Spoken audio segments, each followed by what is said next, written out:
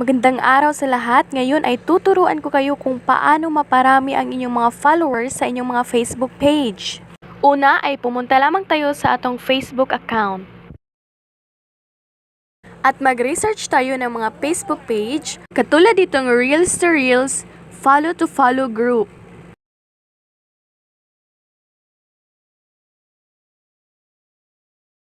Mag-join lang tayo sa kanilang Facebook page at sagutan lang natin dito ang kanilang mga katanungan.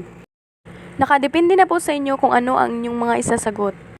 Ang sa akin kasi ay ito lang ang aking isinagot na I want to gain my followers. At sa question naman nila na what are you posting in this group, ay ang isinagot ko lang ay ang makipag-follow to follow sa mga miyembro sa page na ito. At sa question naman nila na will you follow the community standards, ang isinagot ko lang ay yes.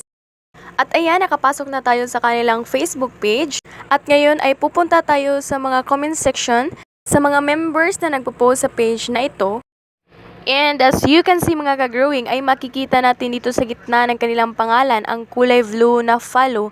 Yan lamang po ang yung pipindutin at mag-comment din kayo ng done pagkatapos nyo silang ma-follow para mapansin din kayo sa mga content creator.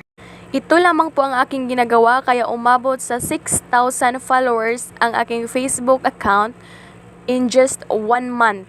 Sa ngayon, ayun po lamang ang may share ko sa inyo. Sana po ay makatulong sa inyo. Maraming salamat po sa panonood.